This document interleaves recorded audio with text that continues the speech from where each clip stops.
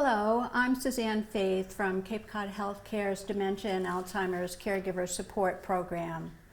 And I was asked by the Mashpee Council on Aging to come today, and thank you to Mashpee TV for hosting me, so that I could talk a little bit about Alzheimer's disease, what the disease is, how it progresses through the brain, and hopefully clear up a little bit of misinformation that you may have had along the way. I'm also going to tell you about our program at Cape Cod Healthcare. It is free for anybody that feels that they need support or understanding on the journey. The journey's long, it's relentless, and it can be quite overwhelming at times. So no one can go through this alone. You really do need support. Our phone number is 775-5656 or 774-6280. That will be shown on the screen later. But please do call if you feel that you need support. And also, again, I'll probably repeat this at the end of the segment. If you've enjoyed it and would like to see more information on Alzheimer's disease or behaviors or how to learn how to communicate a little bit better, then you can contact Lynn Waterman at the Mashpee Council on Aging, and we will make another video for you, okay? So we're gonna get started. Again, my name is Suzanne Faith, and I'm gonna talk to you a little bit about Alzheimer's and dementia. So the first misunderstanding that I want to clear up is that dementia is a category. Dementia in and of itself is not a disease. So it's what we call an umbrella term. So under the umbrella, Alzheimer's is the most common form of dementia. But the second most common form of dementia is a vascular dementia. The third, we have a frontal temporal dementia, we have a Lewy body dementia, and it goes on from there. And literally, there are close to 400 forms of dementia.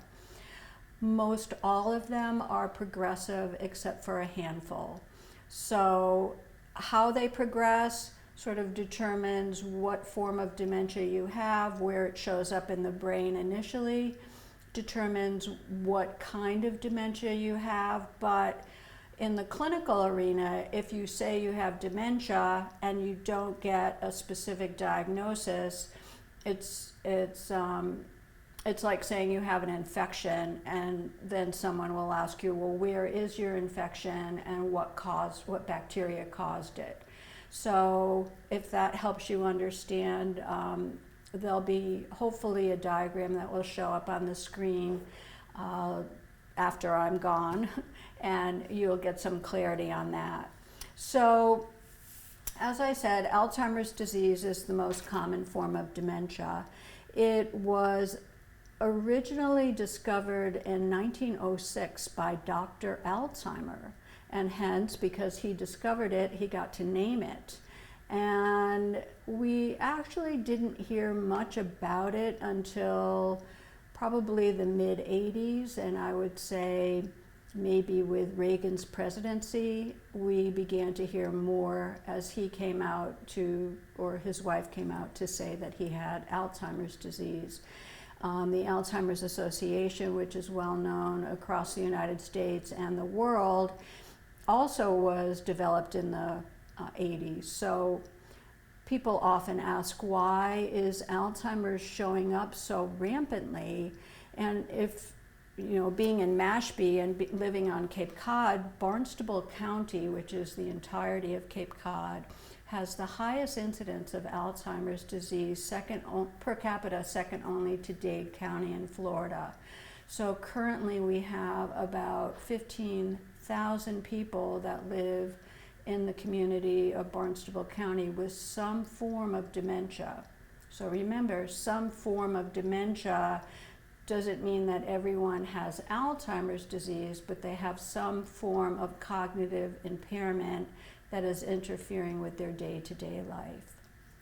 So hence we exist to support you, and again, our services are free. So how does the disease progress? This is another common question that families will ask once they've gotten a diagnosis. They will say, well, how much time do I have? And, right now things aren't really that bad. And so that's true. In the beginning of the disease, we have 100 billion brain cells, and you've heard that we probably don't use as many brain cells as we have anyway. So initially there's some short-term memory loss, but in other avenues of the brain functioning, there's no deterioration. So people think, well, I can, as a caregiver, I can manage this. This is not difficult, and I'm not sure why people think there's even a problem. But as I will demonstrate in the drawing behind me, it's a progressive disease, and how it progresses is very similar to growth and development from infancy to adulthood in reverse. And first in, last out is what we say. So I'm going to stand and do a little drawing for you. So you will see behind me that I have a depiction of the brain. And everyone thinks the brain is so complicated, but the brain is almost like a computer. It's very analogous to a computer. And so what we have here are 4 sections of the brain, and then a third one that's lays under a fifth one that lays underneath this segment. So this is called the frontal lobe, and it is responsible for what we call planning and higher cognitive skills. So planning, executing, you're pretty much your desktop. Whatever on your desktop that you're currently working on, that all happens in your frontal lobe. And I'll explain all of these as we go. This is your movement center. This is your visual center. This is primarily your language. And then underneath, as I said, underneath this section is your emotional center, or it's called your limbic system. And that is in all reptilian, in all mammals and all reptilian creatures, they have a limbic system. And the limbic system is really important because what happens in the limbic system, it sits on the top of the brainstem, and it allows for us to transmit all of the sensory signals from our environment into the brain, and for the brain to then decide whether we want to keep that information or that information is not important. And we don't really think about it in the course of our day-to-day lives, but we are actually moving through the world, experiencing the world through our senses, and how we have an experience and the more multi-sensory that experience is will allow the brain to lay pathworks for understanding of a similar experience in the future. So I talked to you about the higher level functioning and the language center. This emotional center, the limbic system, has a structure in it, and it has a funny name. It's called the hippocampus. And what that is really the gateway for all sensory information into the brain. So you put your hand on a hot burner, that even though your hand touches it, the signal goes up your arm into your brain through the hippocampus and into the area of the brain that it needs to go for recognition. So we've all experienced hot and cold before, we've experienced light and dark, so those are not new sensory experiences. But when you are given new information, that in the disease of Alzheimer's, where the disease takes hold in the hippocampus, this gateway is now broken. So the disease starts here, and it closes the gateway to new information. So this is why in the early stages of the disease process, there's repetitive questioning. What time is it? When is my doctor's appointment? And no sooner do you tell your family member that information or your friend, but then they ask you again. Or you've gone to visit and then they call you and they ask, why have you not come to visit them? Because all of that is new and it can't get into the brain. So it's important to you to understand as a family member or a caregiver that no matter how many times you tell them, it's not going to get in the brain. And that can be very stressful for you as a family member, because what do you do? What kind of strategies do you have available to manage the outcomes of that? So that is something that we teach you in our program. So now we know that the gateway is broken, and the way that the disease moves through the brain, so this is considered the early stage of the disease. Now, this is not to be confused with what used to be called early onset Alzheimer's, and that is the name for anybody that has the diagnosis before age 65. Early stage Alzheimer's. Early onset Alzheimer's. And we now call it young onset Alzheimer's because people kept confusing that with early stage Alzheimer's. So what happens sometimes is that you may go to your doctor and hopefully they will recommend that you go to the neurologist for a full workup, and Cape Cod Neurology does a terrific job. You will go to the neurologist for a full workup, and sometimes because you're so early in the disease process, they can't really identify what kind of dementia you have, whether it's Alzheimer's or any other form of dementia.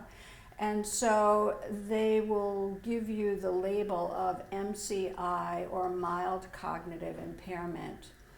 This is just to indicate that there is something going on, but it's not clear yet what it is.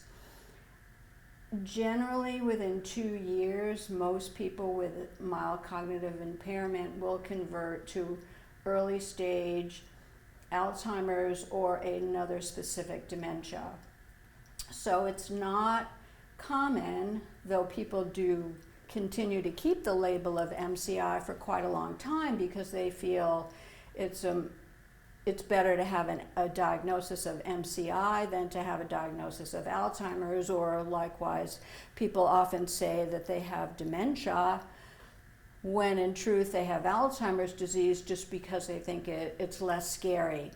So a lot of it for a clinician, it doesn't make sense, but it does make sense to all of you in the community, and we gently just guide you in the right direction.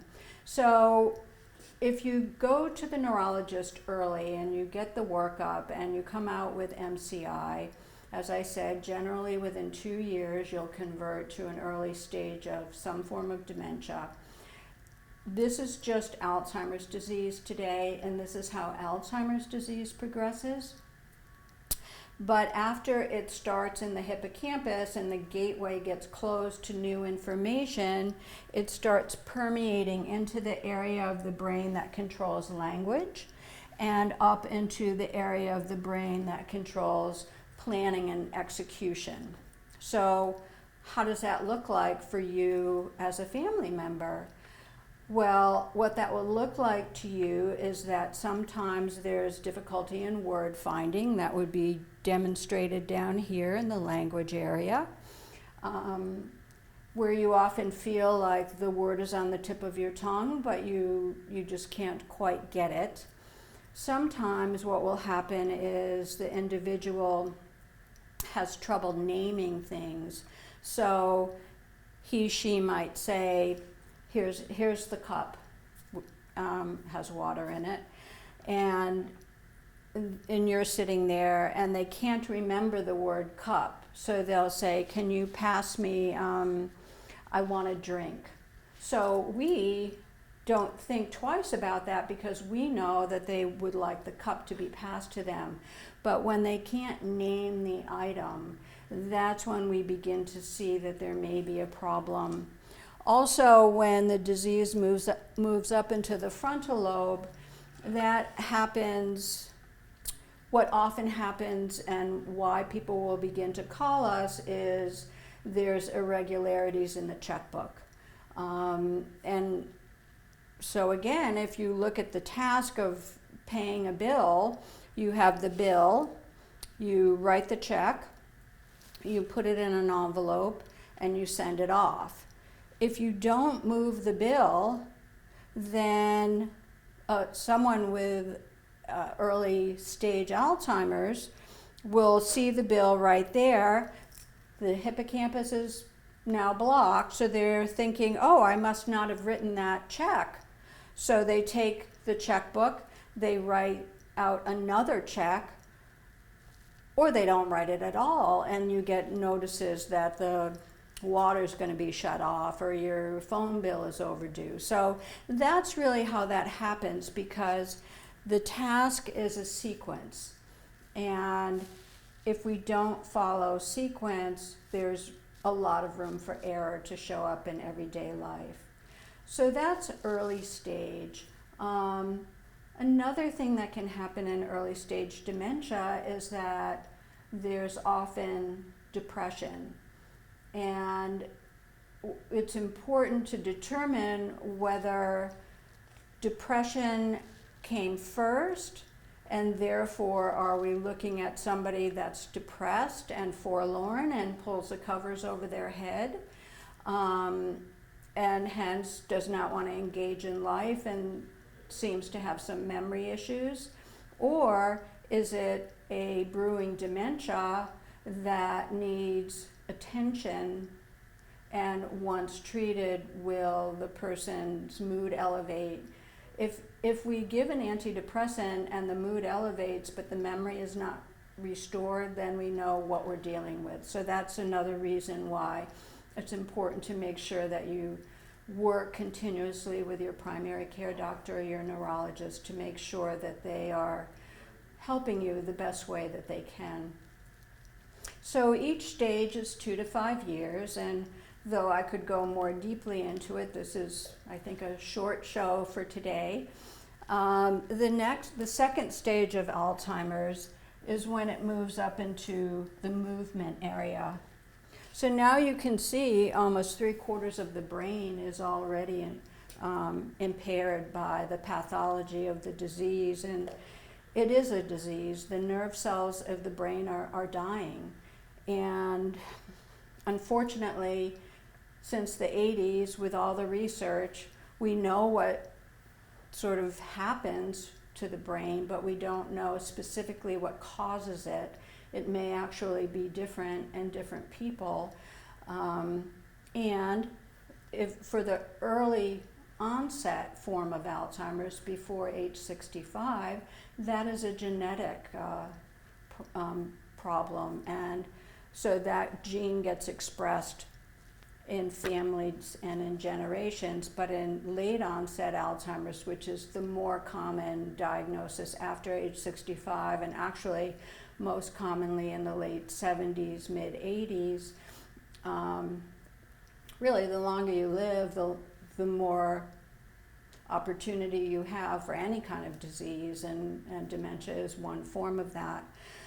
So it will move, the Alzheimer's disease will move up into the area of movement, and for all of you that are watching this at home, this is where we really begin to have problems, because if no one's come in contact with us at the Cape Cod Healthcare Dementia and Alzheimer's Support Program, suddenly it seems like life has turned chaotic. And so growth and development in reverse, now you have somebody whose functional ability is beginning to go by the wayside. So first in, last out.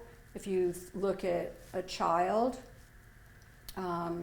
they're born, they finally learn to eat off a spoon, then they learn to hold that spoon, they learn to stand, they learn to walk, they learn to toilet, they learn to dress, then they learn the social graces.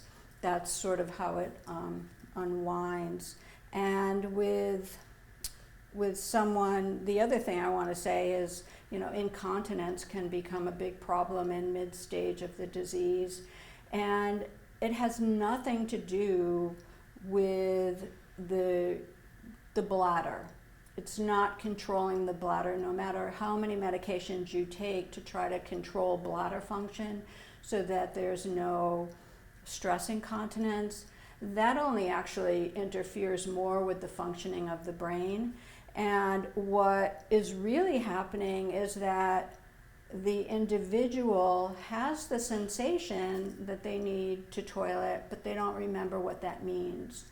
Again, that's the reverse of toilet training. With toilet training, you're trying to teach a child to recognize the signal and find the toilet. Now they have the signal, but they don't recognize it.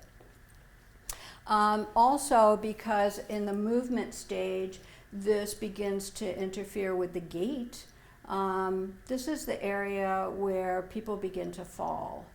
And the normal trajectory for Alzheimer's disease is about every 3 months you have a slight decline, and then 3 months and a slight decline.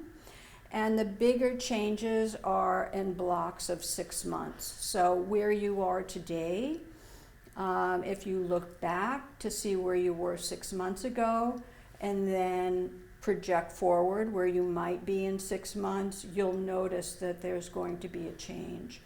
That's a way to help you figure out a care plan. And it's important to have a care plan. Again, that's something else that we do at the program.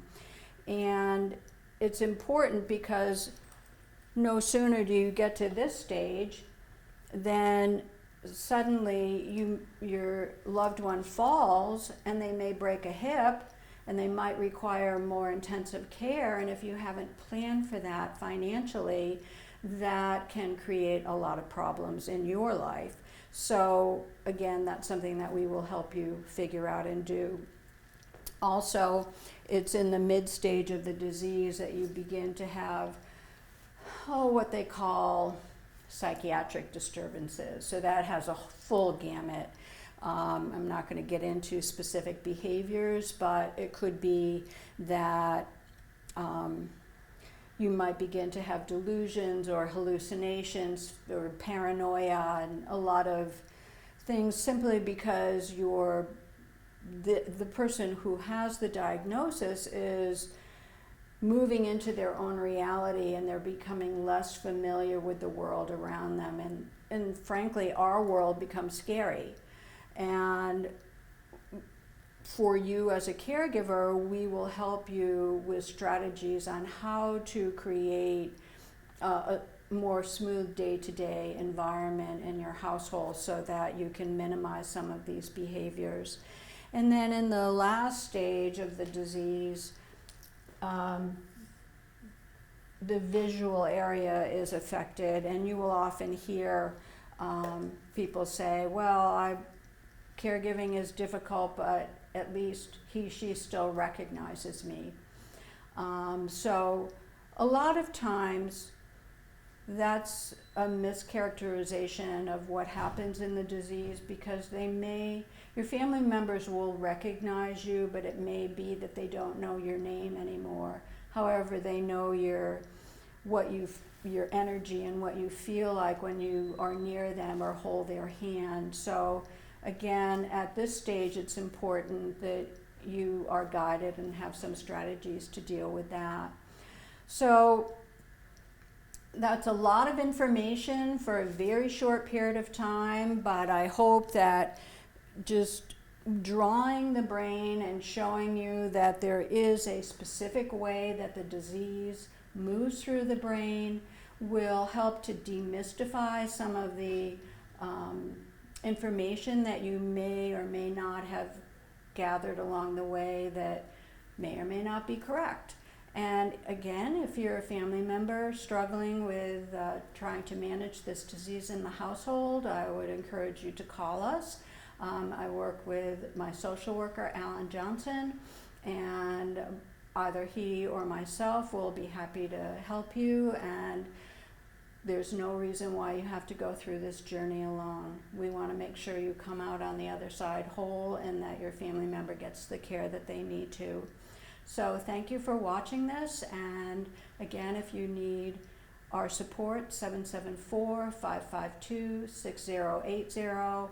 You can access us in Cape Cod Healthcare Neurology. We're actually part of Cape Cod Neurology, and I think that's all for today. So if you enjoyed it, contact the Senior Center, Lynn Waterman, and we'll see what else we can put on for you. Thank you for having me.